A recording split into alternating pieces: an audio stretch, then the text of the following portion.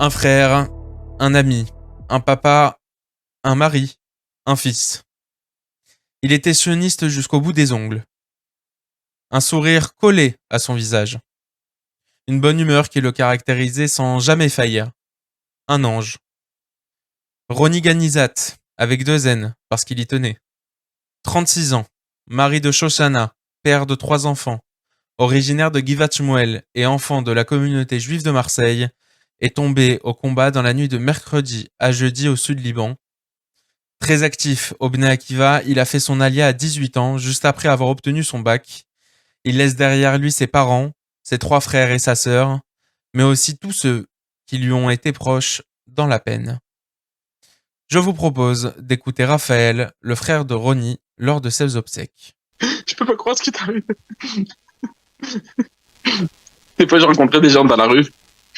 Ils me disaient « Ah, Roni, comment ça fait longtemps qu'on s'est pas vu. » Plein de fois, on me confondait avec toi. La seule chose que les gens ils avaient tout le temps, c'était le sourire. C'était content de te voir.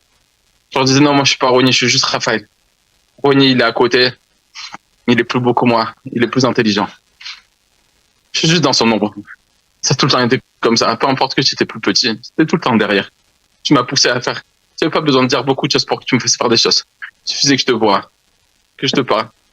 Et tout le temps, j'avançais dans la vie. Et surtout, la colle.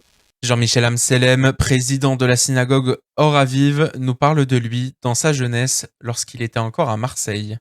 Quand nous avons appris la terrible nouvelle, cela a été comme un tsunami dans notre communauté et cela a ému et peiné l'ensemble des fidèles. Roni était un enfant de Or Aviv.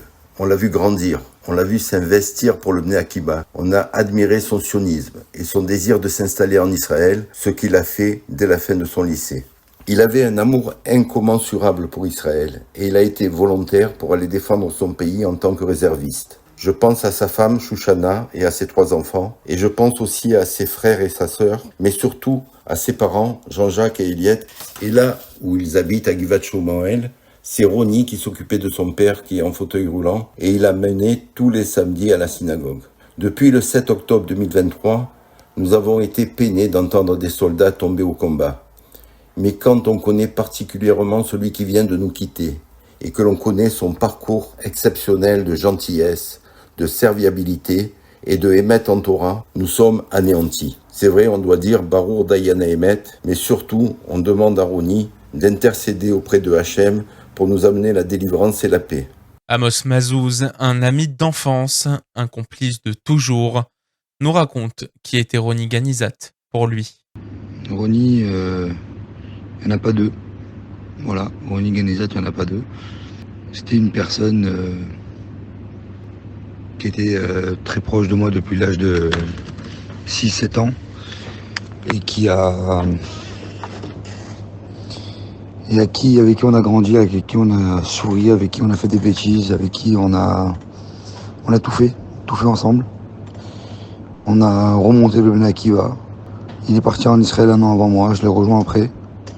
Je me suis marié, il était avec nous avant de se marier. Et après le mariage, il a vécu 2-3 ans à Jérusalem. Et après il est venu habiter avec nous, dans la même ville que chez nous, à Givat Shmuel. C'est vrai que Roni, c'était une personne qui avait toujours le sourire, peu importe la situation. Quand il était à l'époque à Marseille et qu'il s'occupait du Bnei avec moi, il pouvait marcher des cailloles jusqu'à Castellane à pied, avec la pluie, le froid, la chaleur, et toujours avoir cette banane sur le visage. C'était magique parce qu'en fait, ce qu'il faut savoir de Roni, c'est que quand on lui posait la question, Roni, comment ça se passe dans le Nord? On a entendu des choses dans le Nord. Est-ce que tout le monde va bien? La première personne qui nous répond du Nord, c'est Roni avec une photo de lui avec son sourire. Voilà. Roni, mon frère, mon petit frère, tu me manques beaucoup. Tu nous as toujours demandé de s'occuper de ta femme et de tes enfants. C'est ce qu'on fera. C'est ce qu'on fera et tu nous manques beaucoup et très fort. David Bellassène, un ami devenu frère, rencontré au moment de leur alia à tous les deux, il témoigne de sa fraternité avec Roni. Roni, c'était dur de parler de lui au passé. C'est à n'en pas y croire, mais c'est une vérité. Et faudra vivre avec dorénavant. Mais je vais plutôt continuer au présent. Ronnie, c'est un frère, c'est plus qu'un frère. Ça a démarré en ami et une amitié qui s'est transformée en fraternité. On est monté ensemble en 2008 avec l'Arshara du Bnei Akiva avec un programme Massa, un programme de 10 mois en Israël pour découvrir le pays. Et puis ensuite, on s'est enrôlé ensemble à l'armée. On a fait 14 mois et demi d'armée en tant que volontaire. Et j'ai découvert une personne avec un cœur énorme, le cœur sur la main, toujours là pour les autres avant lui se soucier des autres. Et ça, c'est une qualité et qui n'est pas donnée à tout le monde. On a fait les 400 coups ensemble.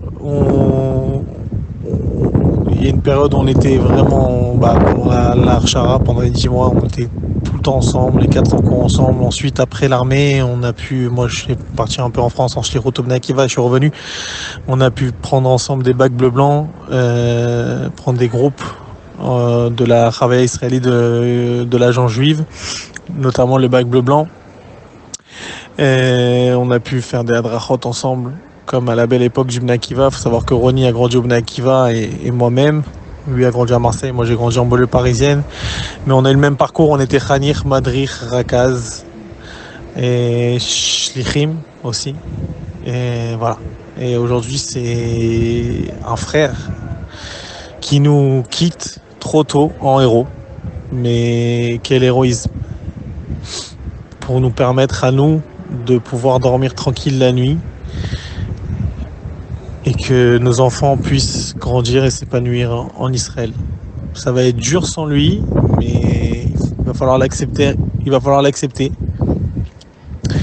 Voilà ce que c'était Ronnie pour moi, voilà qui était Ronnie. Ronnie, on t'oubliera jamais mon frère. Tu resteras dans nos cœurs gravé à jamais. Par ton sourire, ta joie de vivre, on essaiera de mettre en pratique toujours la petite blague, mais on savait que au fond, c'était quelqu'un de droit, de sérieux, très déconneur, mais avec du fond. Et ça, c'est pas donné à tout le monde. Voilà. Ronnie, je t'aime mon frère, repose en paix. Après plus de 200 jours de Milouim, tu ne rentreras plus à la maison. Ta famille, tes amis ne te verront plus. Nous ne te verrons plus. Donne la force à ta famille pour surmonter cette épreuve et protège-nous tous. Mon Madrich, tu étais un ange. Tu nous auras appris à tous quelque chose, car tu étais un homme de conviction, un homme déterminé. En cela, tu nous auras tous rendus meilleurs. Mais surtout, tu étais un homme vrai. Et c'est ce combat de la vérité que nous menons aujourd'hui et que nous mènerons demain à ta mémoire. En écrivant ces lignes, difficile encore d'y croire. Toutes mes pensées vont vers Shoshana, les enfants, ses parents, ses frères et sa sœur, mais aussi toute sa famille de cœur. Baruch Dayan Haemet.